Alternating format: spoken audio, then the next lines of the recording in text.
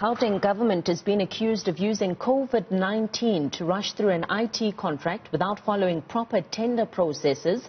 The 30 million rand deal to provide Gauteng's e-government department with IT services, including cybersecurity, is alleged to have been concluded within 24 hours. Well, to give us clarity on this, I'm joined by Gauteng Finance and e-government MEC, Nomanto Nkomo Ralihoku. MEC, good evening to you and thank you so much for joining us. Perhaps let's begin by you telling us a bit more about this IT contract. What exactly was it meant to deliver? Hello, Lindi. I can't hear you. MEC, can you hear me now? Hi, Lindi. Good evening. Yes, I can hear you now. All right. If you can just repeat what you were saying. So my question was, let's begin by you telling us a bit more about this IT contract. What exactly was it expected to deliver? The IT, in fact, I was worried when you started because you indicated as if this contract that you're talking about has got something to do with COVID-19. Well, and there's absolutely nothing that is related to COVID-19, Lindi.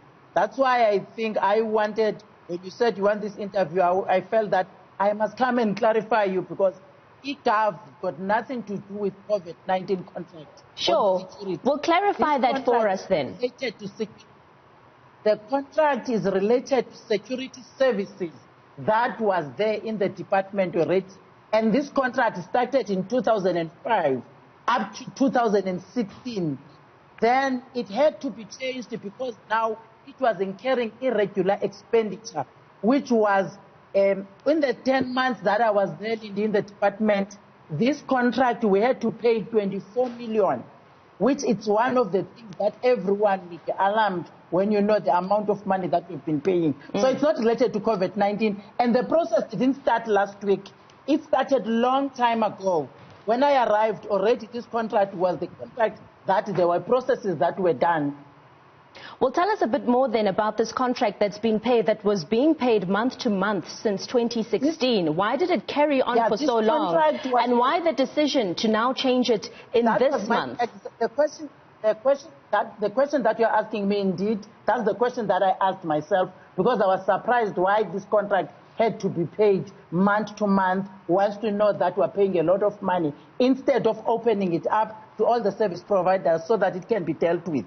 But unfortunately, it had to go to CETA because the department attempted to procure the SOC services on its own, but they were unsuccessful in that area. And then CETA was then mandated to procure the SOC services. It was on the 15th of December, 2017.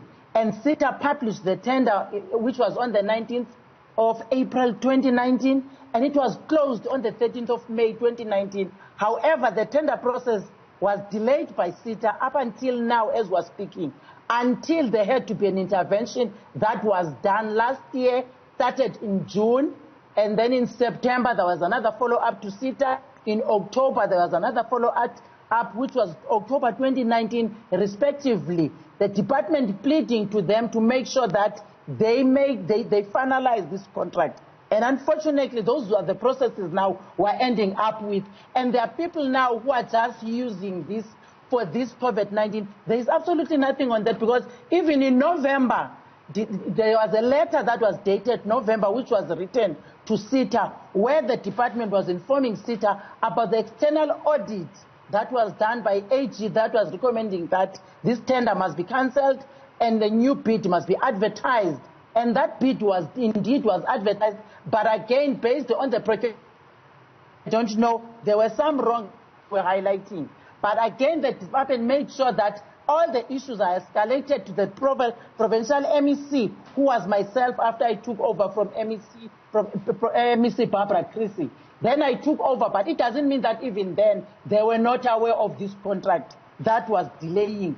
And the delay done by CETA, and CETA raising the issue of the capacity, because when they were asked, they were saying that they didn't have the capacity to procure cybersecurity. And that was a question that everyone will be confused, that the whole CETA don't have the capacity to do that. So those were the questions that we dealt with. MEC, there's also been questions raised about the 24-hour turnaround, and maybe you can clarify that for us as well. The quotation that allegedly came in on the 25th of March, and then that was closed by the morning of the 26th of March. Are you saying there's no truth to that either? Yeah. There is no truth in that either, too, because this, as I was saying to you, it was incurring this irregular expenditure. IGAV has since provided a 30-day notice for the termination to the service provider of the contract, and that was done because it was a month-to-month. Definitely, if you have a month-to-month contract, you will be given a one-month termination. So they were told about that, and at that time already the process was out there, preparing for every service providers to get into to make sure that they are part of these processes. And let me tell you, for 13 companies responded to this process was done at the procurement with the report that I'm getting. And out of that, this contract that we're talking about, this company that was there couldn't, because the contract was done to all the service providers that are in the central supply database. And unfortunately, this person or the tender that this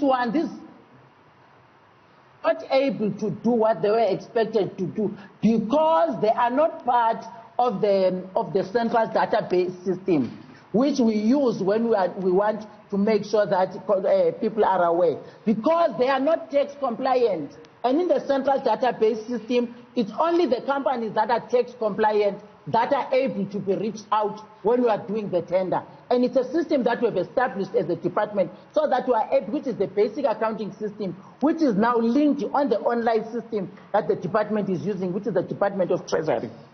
MEC, if you can just clarify for us, that email asking the companies to send through their quotations, when was that sent?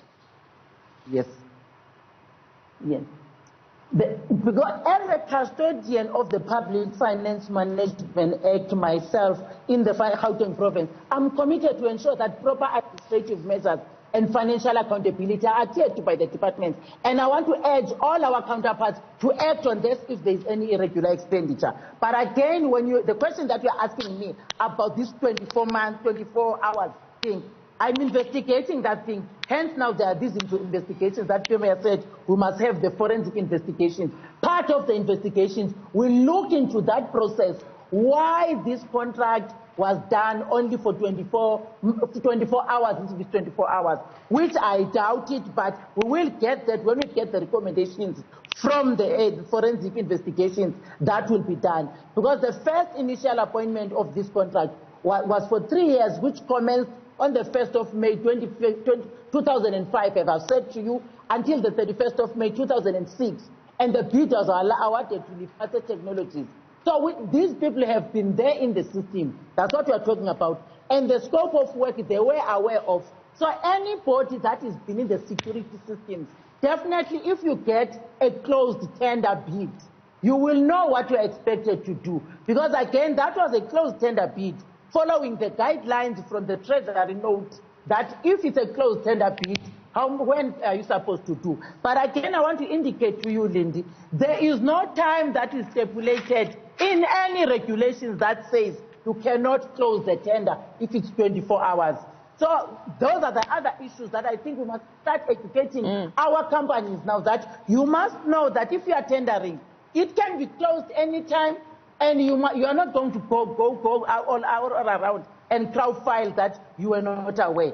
And I think those are the issues that we should look into. But again, as I'm indicated to you, this one, we follow deviation because we know that you can do that based on the Treasury guidelines, that if you are in this bidding process, there are guidelines that you follow on deviation. And when you do deviation, the MEC for Treasury, with his office run by the HOD, and the minister, which is the MEC for Minister for Finance, with their entourage, they will definitely indicate those deviations and the processes that you must follow during the deviation in a competitive tender.